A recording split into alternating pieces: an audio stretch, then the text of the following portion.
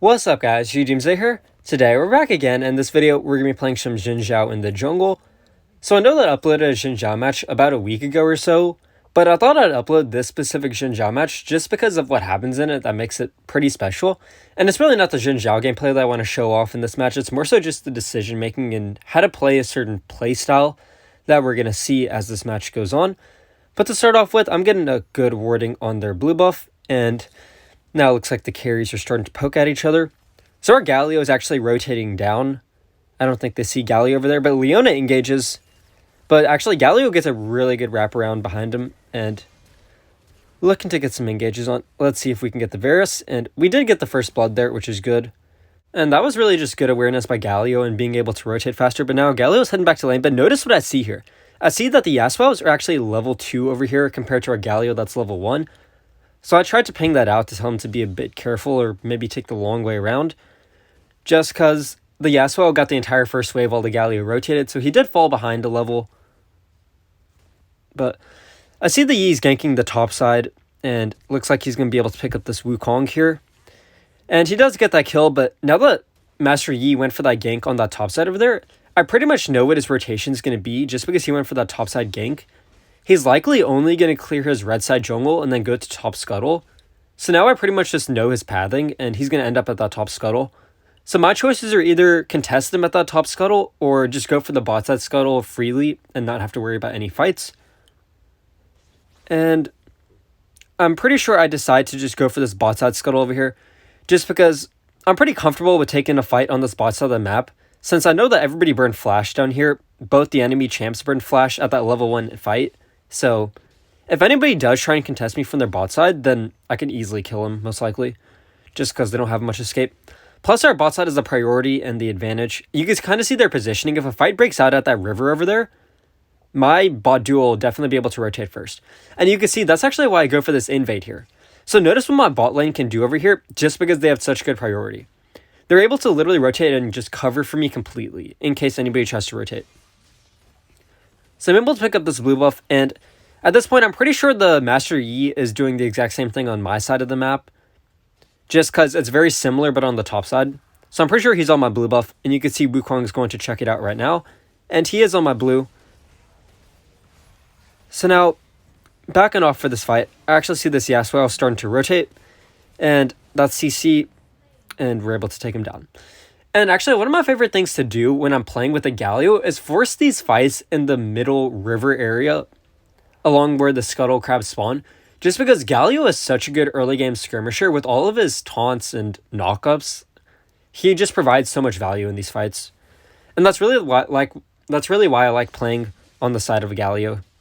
Just because you could force so many fights early on. But now, this Master Yi goes for another dive, and he's able to kill our Wukong again. So he already has 2 kills over here. But now I'm looking, and I just go and grab the wave because I can't really kill the Yi here. Pretty sure he has good warding on me. He probably warded up the blue area when he went for the invade. So now I'm just farming up these minions. That's going to go down to the turret. Now I'm heading back towards my red side jungle just because it's respawning soon. And I'm pretty sure the Master Yi is probably doing the same thing too because his red side's also respawning, since we're both on the exact same timer, since I took my red buff when he took his red buff, and it's pretty much mirrored. But I'm seeing if I can get a good gank on this Yasuo. But he was just barely out of range, and that was so unfortunate. But this Leona is also here. They rotated up from the bot side. But notice what I see here. I'm keeping a pretty good eye out on the map, and I noticed something really specific here, and it's that the Jhin starts to rotate up the river towards this mid side. So actually, what do? I start to try and pin this Leona between me and the Jhin and see if we can get a good engage onto him. So we're able to get a lot of good CC. They flash out, but I'm able to follow up with that. And now we're able to pick up this Yasuo also, and now this Master Yi's here, and let's see if we can also get the Yi. But sadly, he still had flash, and he was able to take me down. Plus, he's keep on getting the reset on his ultimate. And now he picks up 3 kills right there. Plus, now he gets the Senna. And he gets out of that alive. So now, looking at the gold, he has over 5,000 gold. I'm at 2,500. He just got a quadra kill at 4 minutes in. And that was just super unfortunate. Plus, our Wukong also went down. So we actually just got team wiped there. the Yi got a quadra kill, and then the Wukong just went down also. So this match just became so much harder, and now we're so far behind. But as for that first kill onto the Leona, where we kind of pinned the Leona between the Mii and the Jhin when the Jhin rotated up from the bot side, that's why it's super important, in my opinion, as a jungler, to play onto the side of the map where you have the priority. And pretty much what priority is if a fight breaks out in a lane or near a lane, which laners can be able to rotate first, either your teammate or your enemy's teammate. And most of the time, that's just determined by where everybody's positioned.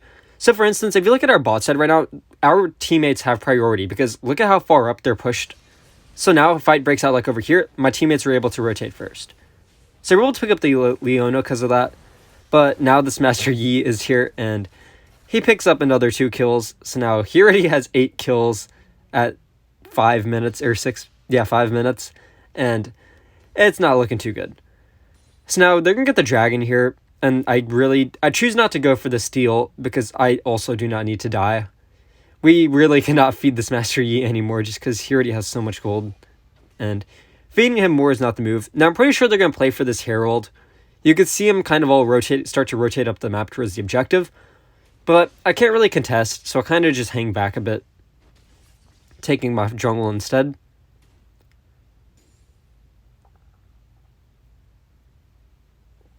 So I just farmed this up. I see the Wukong heading up there. I think I start to follow him up. And I'm trying to keep an eye on what's going on here. I see that they're on this. I try and play from a safe distance, just poke out a bit. But this Leona gets a really good engage here that catches me off guard. And although we get some decent damage and we get the kill onto the Leona, we're still not able to pick him up. Our Wukong gets a really solid ultimate there, but this Master Yi is just way too fed. And he deals so much damage, and we literally cannot kill him. So we weren't able to do too much there. But as for plus we lost the 2v1 in the bot side because Leona was actually up at the Herald. So our teammates actually just died in a 2v1, which makes matters even worse, but we're working on it. So now at this point, I just need a Randuin's Omen just for the Master Yi, just because he's dealing so much damage and he's getting so much sustain. Plus it'll work for the Yasuo. It'll be very helpful. So I just get the Randuin's right now because we just got to shut down this Master Yi somehow. That's really the goal. So I'm able to pick up the Yasuo, but definitely have to back off with this Master Yi here. Plus the Leona's here again. So what do I see that they're doing here? I actually see that this Master Yi is rotating towards the top side of the map. So I know this Master Yi has been playing super aggressive all game. So I kind of noticed it looks like he's setting up for a dive. So I actually head this way and I look for a counter gank here. You can kind of see I'm just hanging out in the area and I'm keeping a really close eye on that. And if I see the Master Yi pop back up, which he does, I look for the counter gank again. So he flashes out, the Malphite engages, and now it's just me versus the Yi, and let's see if I can get the kill onto him.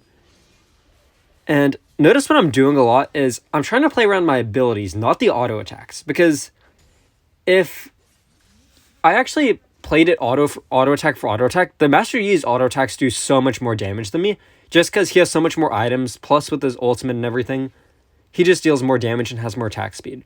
But with my ability burst, I can actually trade with them pretty well. So if you actually look at the way that I played that, I would use my abilities and then back off a bit and wait for my abilities to come back off cooldown and then re-engage there. And really, that's the way you have to play a lot on Xin Zhao, is just around your abilities. Because your auto attacks, they do deal a decent amount of damage, but really it's your abilities that do most of the burst. So here now, I'm able to pick up my Randuin's completely, and that's definitely going to come in handy now. So this Master Yi drops the Herald in mid. It looks like they're pushing our first tier mid turret. And let's see if the Herald picks it up. It is able to get it with one ram, sadly. So we do lose our mid turret there. And now I actually see that they're rotating a bit towards the bot side. I see this Malphite here. He uses his ult. And I try and use my ultimate to try and save this Wukong. And it definitely helps. So for your ultimate, you can use it for a couple reasons. You can use it for damage or to displace enemies by knocking them away. So you can actually help out your teammates if they're in a bad spot just by ultimate, since that could definitely throw enemies out of position and save them. Notice what I'm doing here. I did not engage right away though, and that's really, really key. Notice what I did.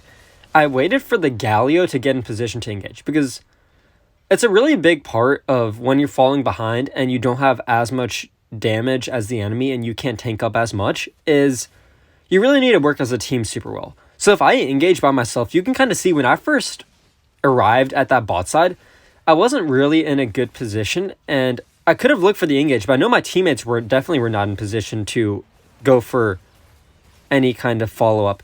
So I actually had to wait a bit for my Galio to get there, and actually followed up on the Galio taunts there. So sadly, see, we're still not able to kill him, even if we land good abilities. They're just way too tanky at this point, but we were able to get the dragon at least, which is solid. And now it looks like the Herald's about to respawn. So now I'm playing pretty far back. I definitely am respecting the Leona engage. That was how they got me last time. But what do I see here? I see that they're all rotating up to the Herald. But what do I want to do? Do I really want to fight for this Herald? Definitely not, because I know we're all going to die again. So instead, what do? I look for a dive or for a play on this bot side of the map. So if somebody's here, I would definitely look for a dive. But it does not appear that anybody's here. And it looks like they all went to the Herald. So instead, I'm just pushing this turret. And this is definitely a decent trade-off because we at least get some sort of gold, which is solid. And now this Varus is here, and I actually look to engage right onto this Varus. I know I can still 1v1 a Varus just because I'm still a Xin Zhao, and I can 1v1 carries pretty easily, as long as it's not somebody like a Yi or another Bruiser. So I just look to flash engage onto this Varus, and I'm able to get that kill without even using my ultimate, and I keep on pushing this lane. I see that they're all fighting on the top side of the map, so I'm pretty comfortable still pushing this. Wukong gets another solid ultimate there. You can see he gets like a 3-man knockup. But I start to push this, and I see the Malphite in the mid lane, and I'm keeping an eye. It looks like he starts to rotate on this side of the map, so I take one plate on the second tier turret, and I start to back off. But a really key part of falling behind is not forcing it when you don't need to. And it's really important, especially at these objectives. A lot of people will just keep on trying to force the fights over and over. But as you can see, there are kind of other things you could do instead of forcing the 5v5 at the objective, which you're going to lose. So for instance, at that Herald, instead of forcing that, I just look to go for a cross-map play instead and take that turret. So at least my team gets something out of it, and we get some gold, we get some map positioning and everything. But now, looking at how to play these team fights, can I just dive in, engage by myself at a case like this? Definitely not. What do I need to do? I need to follow up on my teammates. So as you can see, my Senna lands a good route, then I go for the engage. And we get this Leona here, which is good. But now the Malphite looks for an ultimate. I see this Varus here, and I'm looking to definitely engage onto their carry. I'm able to get a good engage onto him, but let's see if I can pick him up here. Sadly, I am not. They're able to flash away, and now this Master Yi's on me, so I just stone played and run away. And that was overall a pretty good fight on our end. We were able to pick up 3 kills there for none, so we're slowly starting to get our way back into this. And now we're able to get this mid turret here. But looking at our team comp, you can kind of see my teammates. We have a Galio, Senna, Wukong. All of those champs have really high crowd control abilities. They all have big taunts, stuns, knockups. So really following up on those is going to be key, and really letting your carries do their part is super vital. Because if you just engage when your carries aren't in position, you're definitely going to screw them over and just make it so much harder. So now I'm trying to get this secure here. Able to get the Baron, and now we're looking to reset here for sure. And I pick up the Bramble. Definitely helps just because they have a lot of attack damage. And now I just go for Frozen Heart. Really, I'm just trying to get Randuin's plus Frozen Hearts plus with the Bramble. And that's just going to make it so much better against any kind of attack damage champ. Because it's going to slow down their attack speed so much. They're going to damage themselves with the Bramble. It's going to reduce their healing, which we need so much against this Master Yi. Because you can see how much this Master Yi is healing up. But again, notice what I do. I wait for my teammates to land their good CC, then I follow up. And just because of that, now we're able to really, really carry these fights. So now we pick up the Master Yi again. Our Wukong kind of distracted them all. That was a fine trade, I guess. He kind of distracted like 3 or 4 of them while we took out the Yi. Which is a big part, because once we kill the Master Yi, this isn't too bad. So although we fell super far behind, like he had 8 kills compared to my 0 kills at a certain point, but we're slowly able to come back. And as you can see, forcing these objectives is not the move. You can really look for good picks first, look for plays on other parts of the map. And sadly, our Senna does go down. But now I'm just looking to farm out their jungle, really, before they come back and farm it themselves. Pretty much get as much gold as I can and deny them any kind of gold. So now I see this Malphite here, and I'm actually keeping an eye out. If this Malphite engages, then I could definitely look to counter-engage. But looks like our Jhin is just resetting. So I'm setting up good warding in the area. And spot the Varus, decide to just back off a bit.